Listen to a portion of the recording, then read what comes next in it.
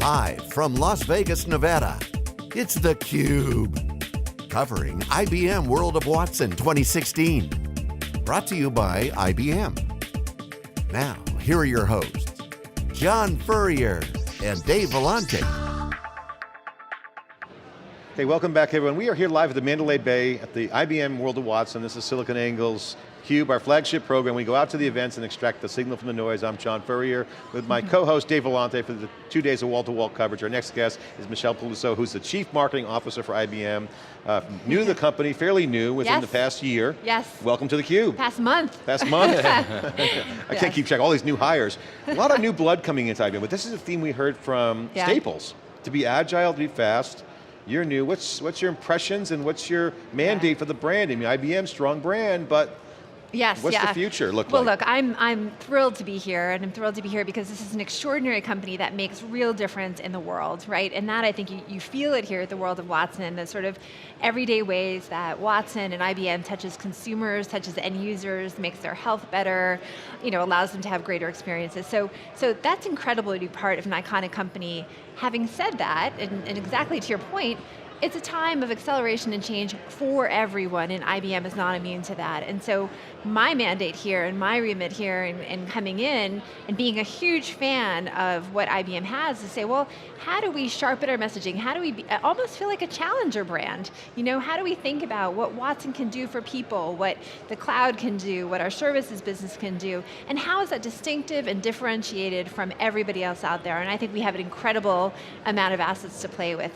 That's got to be through the line. It's no longer the case that we can have a message on TV and that attracts the world. The digital experiences they're having every single day, when they're clicking through on an ad, when they're chatting with somebody, when they're calling our call center, when they have a sales interaction, is that differentiated messaging and that brand resonant all the way through. Second thing is marketing's become much more of a science, and that to me is super exciting. I've been a CEO most of my career, and the notion that marketing has to drive revenue, that marketing has to drive retention and loyalty and expansion, that we can come to the table with much more science in terms of what things are most effective in making sure that more clients love us more deeply for longer. I got to ask you the question, because we've had many conversations with Kevin Egan, was just here, he was on last year, Bob Lord, the new Chief Digital Officer, on. We talked to your customers. Kind of the proof points in today's market is about transparency, and if you're not a digital company, how could you expect customers to work with you? Of course. This has been a big theme for IBM. You guys are hyper-focused on being a digital company. Yes. And how does that affect the brand, the brand contract with the users? What's your thoughts on that? Well, first of all, Bob Lord is awesome. We've known each other for 10 years, so it's so wonderful to be working with him again, and Dave Kenny as well. I think that at the end of the day, consumers have experiences, and think of every business owner out there as a consumer, and they're having experiences all the time. Their expectations are being shaped by the fact that they can go on Amazon and get Prime delivery, right? Their expectations are being shaped by, they can go on Netflix and get personalized recommendations for them, or Spotify. And so our job, of course, and we have some of the greatest technical minds in the world, is to make sure that every experience lines up with the highest of their expectations. And so much of that is digital. And so my passion, my background is entirely in the digital space. I was CEO of Travelocity and then CEO of Guild, Chief Marketing and Digital Officer at Citigroup. So the notion that the world's greatest digital experiences is something I'm very passionate about. So you mentioned, Michelle, the sort of big TV ads, and you think of the Smarter Planet, which was so effective, but it was this big TV campaign. So what's the sort of strategy that you're envisioning? Is it sort of digital breadcrumbs? And maybe you could talk about that a little bit. Well, think about Watson. It's a perfect place to think about the Watson branding. What does Watson really mean, right? Watson is, and Ginny has said this so well, of course it's cognitive and cloud, but at the end of the day, it's about helping people make better decisions. And so you can do some advertising with Watson and Bob Dylan, and Watson and the young girl and Serena, and you can get that messaging high, but then you've got to bring it all the way through. So that's why something like this is so powerful, to see Woodside up there, or Ollie, or all these companies talking about Staples, how they are using Watson embedded in their processes, their tools, to make their end users' experiences better, and how nobody else could do this for them the way Watson's doing it. That's taking a brand on high, an advertising message on high, and delivering value for businesses, for patients, for consumers, all the way through. That's what we have to do. I got to ask you about that advertising trends. Obviously we all see ad blocker in the news. digital is a completely different new infrastructure kind of dynamic with social and whatnot. You talk about, Bob and I were talking last night about it too. Trevor, banner ads are all out there, impression based, and then coded URLs to a landing page, email marketing. Not going to go away anytime soon, but it's changing rapidly where you have now new channels. Yeah. What's your thoughts? Because this is now a new kind of ROI equation. Is there any thoughts on how you look at that?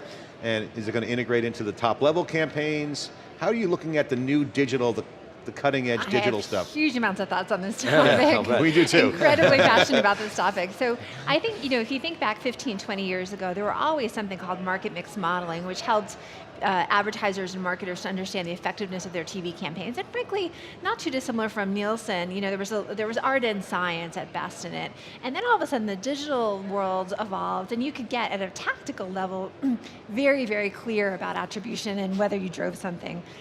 The challenge for us now is much more sophisticated models that are multi-touch attribution, because the reality is an average consumer doesn't do one thing or have one interaction with a brand.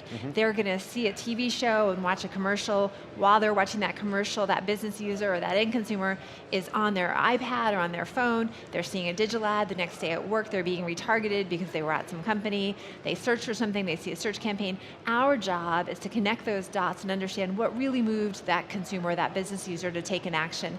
And there are many sophisticated multi-touch attribution models where you model a standard set of behaviors and you test correlations against a bunch of different behaviors, so you understand of what I did, of all the money I spent, what really drove impact. And by cohort, I think that's the other there's no more the sense of sort of aggregated everything. You really have to break it out by audience space, by cohort, to see what moves the needle. And improve that experience, right? Which has been mixed. Of course. Right? I mean, you gave the example the other day of the Hilton. The retarget's horrible. You already know that the hotel was full. Sure. So obviously Watson plays a role in that. Absolutely. And data plays a role in that. So it's all about data. It's all about, that's where I think Watson can be extraordinarily helpful. So if you think about the tools a marketer has, they're becoming more and more sophisticated. And retargeting was something, 10 years ago, whenever it was introduced, that helped all of us a little bit in getting that message. Yeah. But it is only as good as the APIs behind it and the experience behind it. When I was at Gilt, I was CEO of Gilt, we would put over 1,000 products on sale every day that would be sold out by the next day. Sales down. It's a 24-hour flash sale. We had to get really, really good at knowing how to retarget, because last thing you want is to retarget something that's sold out, right, or gone the next day. And understand the user that was in and out and they're coming back, and understanding that cohort. But that's where Watson to me is very exciting, and you probably saw this in some of the demos of where Watson can help marketers, where Watson can really understand what are the drivers of behavior and what is likely to drive the highest propensity action. Why were you so successful at Guild, and how are the challenges different here? Is it because it was a sort of relatively more narrow community? Or I did this at Citigroup too, so I was Global Chief Marketing and Digital Officer at Citigroup, and a tremendous budget and a lot of transactions you have to drive every day. A lot of people you want to open credit cards and bank accounts, and so around the world.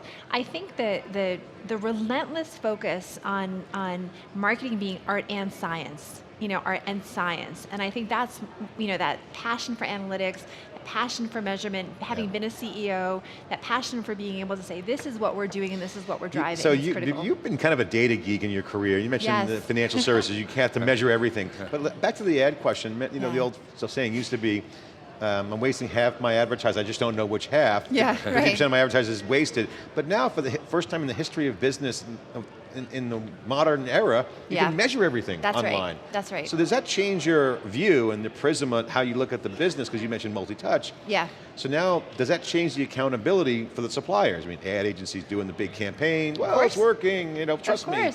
Look, I think it changes the game for all of us, and there's no destination. This is every day you can get better at optimizing your budget.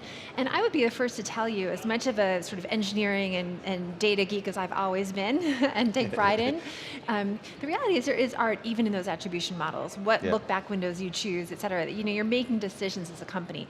But once you make those decisions, you can start arraying all of your campaigns and saying, what really moved the needle? What was most effective? That's not an indictment. That's what are we going to do differently tomorrow? You know, the best marketers are always optimizing. They're always figuring out at what point in the funnel can we get better tomorrow. I want to ask you about talent, because that's one of the things that we always talk about, and also get your thoughts on women in technology, STEAM. We were just at Grace Hopper last week, and we started a fellowship called the Tech Truth, and we're doing this real passion area for us. We have a site up, cube365.net/women-in-tech, all women interviews. We're really trying to get the word out. But this is now a big issue, because now it's not STEM anymore, it's STEAM. Arts is in there. And we were also talking about the virtual reality, augmented reality user experience is now potentially going to come into the immersion experience. And there's not enough artists. So you're starting to see a combination of new discipline talents that are needed in the professions, as well as the role of women in technology. Your thoughts on that, because you've been very successful. What's your view on that? What's your thoughts? Well, first of all, thank you for what you're doing, right? It takes a lot of people up there saying that this is important to make a difference. So most of all, thank you. Thank you. You know, I think that this is obviously a place I've been passionate about forever. I remember being a CEO and being pregnant, and that becoming this huge, issue and news story, and you're trying to juggle it, right? Oh, God. How could a woman CEO be pregnant? So this is something. Tragedy. I mean, come on, it's so funny how people are ridiculous. But it was kind of a first at the time, and so it Pioneer. took attention. But I think that the point is that the advantages a company has when there are great women in engineering and great women in data science and great women in user experience and design are just palpable. They're palpable in a variety of ways, right? One, the team thinks differently. The team is more creative. The team is more open to new ideas. The output for the customers are better, right? I mean, we just saw Snapchat today just announced that in 2013, 70% of their users were women. So all the early adopters were women. Now it's balanced, but the early crowd were women, and so we have got to figure out how to break some of those divides. Now, I'm incredibly encouraged, though. While we still have a long way to go, the numbers would suggest that, we're having the conversation more and more, and women are starting to see other women like them that they want to be like. It's a global narrative, which is, again, why we're putting some journalists on there and funding it as a fellowship, because it's a global story, okay, and the power women. I mean, it's like there are real coders and this real talent coming in, and the big theme that came out of that is that 50% of the consumers of product are women, so therefore they should have some women features and some vibe in there, not just a male software-driven concept. Well, and should too, when a powerful individual, male individual like Satya, steps in it and understands what the mistake is, and someone like You're referring Benny, to his speech 2 years ago at where he Grace said Hopper. that you should just, it's bad karma, don't speak up. And women were Fight like, harder. no way. And then Benioff this year, saying, okay, opening up transparency. He got some heat for that talk, as you probably know. But in my opinion, it's a positive step when an individual like that who's powerful and opening transparency within their company. That's a step in the right direction. I think a lot of it is that great networking. I've been doing this for years and years with a good friend of mine, Susan Line from AOL. We host a quarterly breakfast for women in tech every quarter in New York City, and we've been doing it for a long time. It's amazing when those women come together, the conversations we have, the discussions we have about how to help each other and support each other, and so that's a real passion of mine. We were in Boston a few weeks ago for the Data Science Summit, which Bob Picciano was hosting, and one of the folks was hosting the Data Divas breakfast. And there were a couple of data dudes who walked in, and it was interesting. The perspectives, 25% of the women, or the chief data officers were women, which was an interesting discussion as well. So great. Well, I was one of 1,000 men at 15,000 women around me. There's no line for the men's room. The women's line was, as you see that at tech, no, but it's certainly changing. I want to get back to the mentoring thing, because one of the things that we're also passionate about is you've been a pioneer. Okay, so there's an onboarding of new talent, new personas, new professions are being developed, because we're seeing a new type of developer. We're seeing new types of, I would say, artists becoming either CG. So there's new tech careers that weren't around, and a lot of the new jobs that are going to be coming online haven't even been invented yet. Right. So you see cognition, and what cognitive's enabling is a new application of skills. Your thoughts on that, because this is an onboarding opportunity, so this could change the the number percentage of women in diversity? Yeah. When you think about it's clear your notion of STEAM, right? Your notion of STEM, that is a male and female phenomenon. That is what this country needs. It's what this world needs more of. And so there's a policy and education obligation that all of us have to the next generation to say, let's make sure we're doing right by them in terms of education and job opportunities. When you think about onboarding, I mean, to me, the biggest thing about onboarding is the world is so much more interconnected than it used to be. If you're a marketer, it's not just art or science. You have to do both. It's that right brain, left brain connectivity. And I think 10, 20 years ago, you could grow up in a discipline that was functional and maybe siloed, and maybe you were great at left brain or great at right brain, and the world demands so much more. It's a faster pace, it's an accelerated pace, and the interconnection is critical. At IBM, one of the things we're doing is we're putting together these diamond teams, and I think it's going to really help lead the industry. Diamond teams are when you have on every small agile marketing team an analytics head, a product marketing head, a portfolio marketing head, a designer, a social expert, these small pods that work on campaigns. Gone are the days that you could say, designer designs it, product comes up with a concept, then it goes to a design team, then it goes to a production team, then it goes to an analytics team. We're forcing this issue by putting these teams together and saying, you work together every day. You'll get a good sense of where the specialty is and how you learn how to make your own discipline better because you've got the analytics person sitting next to you. I want to ask you a question about media buying and media planning, advertising, as we're seeing this new real-time web world, mobile world go out. The old days of plan media buys, place the advertisement, was a pacing item for execution. Now things, you mentioned the Guild, flash sales, so now you're seeing new every day flash opportunities to glob onto an opportunity, could be engagement, and create a campaign on the fly. Is that a vision of you guys? I mean, do you see that, and does it change the cadence of how you guys do your execution? Of course, and that's one of the reasons we're moving to this diamond team in Agile. I think Agile will ultimately be as impactful to marketing as it was to engineering and development. And so I think that, of course, and that has to start with great modeling and great attribution, because you have to know where things are performing so that you can iterate all the time. I mean, I believe in a world where you don't have marketing budgets, and I know that sounds insane, but I believe in a world where you set target ranges on what you think you're going to spend at the beginning of the year, and every week, like an accordion, you're optimizing spend based on campaign effectiveness. Shipping marketing. Exactly. You're shipping marketing like code. So much of marketing is just, it's episodic. You boom, and then it dies, and boom, and it's on to the next one, and you're talking about something that's agile much more marketing, ongoing. I love that. And then the personas, to your point, are much more fluid as well. You got millennials just creating their own vocations. Yes, well, and this is where I think consumer companies have led the path. And when you think about a lot of B2B companies, we've had this aggregated CIO type buyer, and now we've got to get much more sophisticated about what does the developer want? What's important to the developer? The messaging, the tools, the capabilities, the user experience.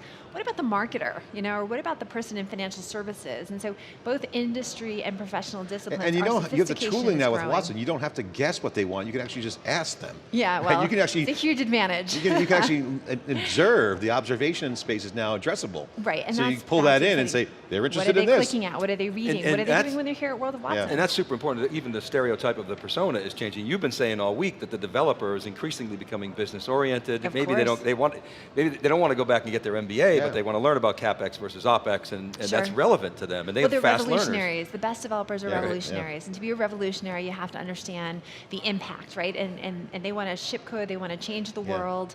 I mean, that is every engineering team I've ever worked with, and I've only worked with. I mean, I've been as close to engineering as from day one of the internet or early on in the internet. Great engineers are revolutionaries. They want to change the world. And to change the world, they want to have a broader and broader understanding of what levers are at their disposal. And I will say that one of the reasons I came to IBM is I am passionate about this point. Technology cannot be in the hands of a few companies on the West Coast who are trying to control and dominate the experience. Technology has to exist for all those amazing developers everywhere in the world who will make a difference to end users. Well, this is IBM's strategy. You actually have a big presence on the West Coast, also in Germany. So you guys are going to where the action centers are, but not trying to just be Silicon Valley. My point is because my point is IBM has always been there for making businesses stronger and better. We don't monetize their data. That's not our thing.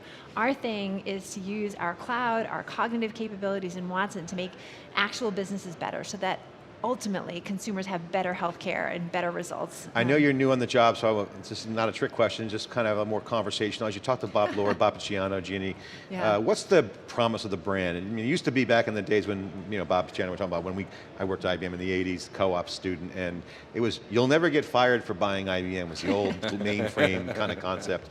But it's evolved, and obviously we see a smarter planet. What's the brand promise now? Look, what do you guys talk about? What's the brainstorming? I put that on its head. I think the greatest innovators of the world, the most passionate business leaders of tomorrow, come to IBM to make the world better. And I believe this is a brand for the forward lookers, the risk takers, the makers. I think that you come to IBM because there's extraordinary assets and industry knowledge, real humans, real relationships, and that we exist to make your business better. Not our business will be a byproduct. We exist to make your business better. That has always been where IBM has been strong. It's interesting. That brings up a good point. And just riffing on that, Dave and I were just observing, at the Grace Hopper with our Tech Truth Fellowship, which is promoting the intersection of technology and social justice. You're seeing that mission of technology, business value, and social justice as an integral part of strategies. Yes. Because now the consumer access, the consumerization of business, software-based, is now part of that feedback. I mean, you're not doing good. Millennials demand it. I mean, millennials now, when you look at the research and the next generation behind millennials are very, very, they want to know, what are you doing for the world? I mean, who could do a 60-minute show besides IBM? Who could be on 60 Minutes changing cancer outcomes for people beside IBM? That is an extraordinary testament to what the brand is and how it comes to life every day. And that's important for millennials. Well, we had Mary Glacklin on yesterday. She is so impressive. We were talking about how these ozone layers getting smaller. These are problems that can be solved. They have to be solved. So climate change can be solved. So the whole getting the data, and she's with the company, so she's got a view on that, is interesting. Her point is, if we know what the problems are, we as a community, global society, could actually solve them. Completely, and it's the more we make this apolitical, and we say, here is a problem, and we have the data, and we have the tools, and we have the people and capabilities to solve it.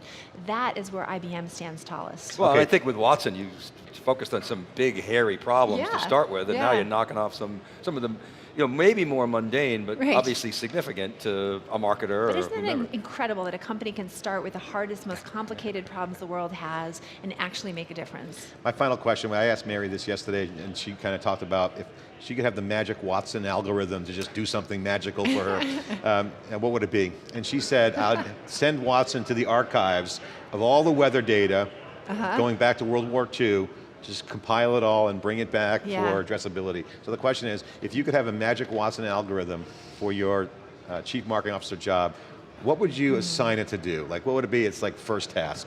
Well, first of all, my initial reaction, of course, I'm a mom of a 6-year-old and 8-year-old, and so I want Watson to optimize my time.